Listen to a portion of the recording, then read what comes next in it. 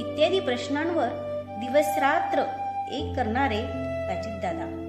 24 तासातील 16 तास लोकांना उपलब्ध असणारा अवलिया म्हणजे अजितदादा. स्वतःची अडीअडचण सहन करून दुसऱ्याच्या अडीअडचणीत धावून जाणारा माणूस म्हणजे अजितदादा. शतकोत्तर नेता म्हणजे अजितदादा. डेअरी संघाचे अध्यक्ष ते विविध सहकारी संस्थांचे संस्थापक, साखर कारखाने, बँका इत्यादींचे आधारस्तंभ असणारे अजितदादा.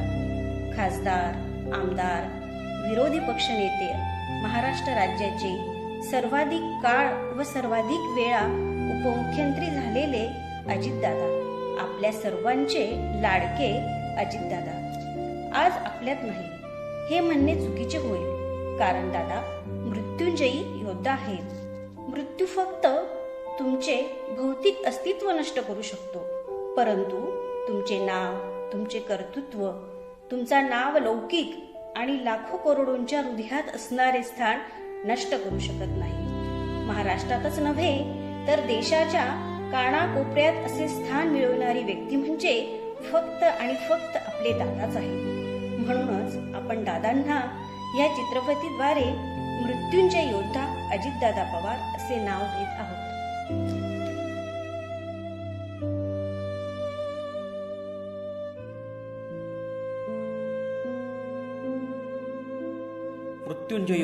मृत्युंजय योद्धा अजितदादांचे आमच्या कळवणकरांवर विशेष प्रेम.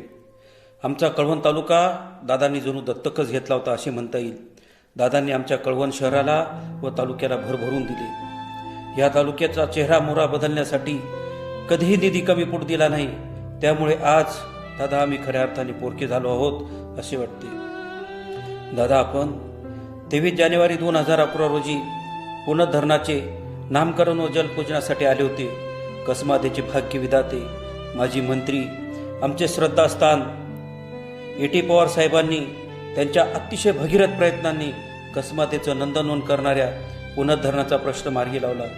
त्यांच्या कार्याचा, त्यांच्या कर्तृत्वाचा यथोचित गौरव व्हावा म्हणून अर्जुन सागर हे नाव त्या धरणास देण्यात आले. त्या नामकरण सोहळ्यास तुम्ही हजर होतात. ते क्षण आजही आमच्या डोळ्यासमोर तळतायत दादा, तरळतायत. संत तुकाराम महाराज म्हणतात, बोले तैसा चाले त्याची वंदावी पावले. आज खरोखरच तुमची पावले वंदावीशी वाटतात. तुमच्या चरणी नतमस्तक व्हावेशी वाटते. कारण दादा तुम्ही नाकोडा येथे शेतकरी मेळाव्यात बोलताना सांगितले होते की नितीन हा पवार आहे आणि मी पण पवार आहे, म्हणजे आमची भावकी आहे. दादा आपण खरोखरच भावकी जपली. नितीन भाऊंना लहान भावासारखे प्रेम दिले.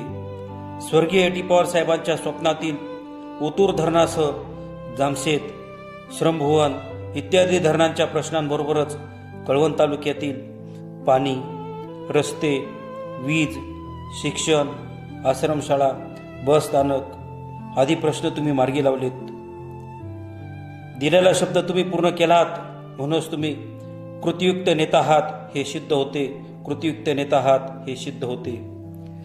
याचे उत्तम उदाहरण म्हणजे आमचे आवडते आमदार नितीन भाऊ पवारांच्या वाढदिवसानिमित्त नाकोड येथील अभिष्ट चिंतन सोहळ्यात सप्तशृंगी गड आणि सप्तशृंगी गड परिसर विकासाचा आराखडा मंजूर करतो असा शब्द दिला.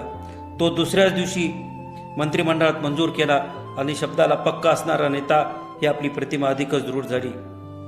ओतूर धरणाच्या महत्वाच्या प्रश्नांवर शेतकऱ्यांनी आपली सकाळी 8 वाजताच देवगिरी बंगल्यावर भेट घेतली.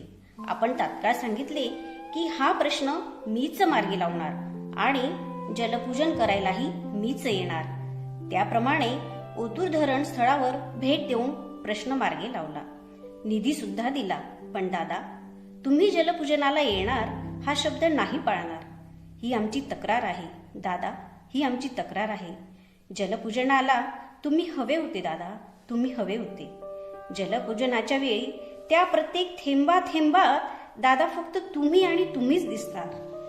दादा आपण कळवणला आलात, शिवतीर्थाला भेट दिली. कळवणकरांनी आपले जोरदार स्वागत केले.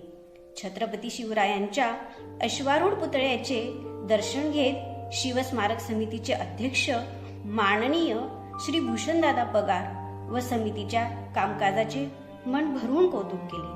कळवण शहरातील नगरपंचायत इमारतीच्या उद्घाटनासाठी सुद्धा आलात.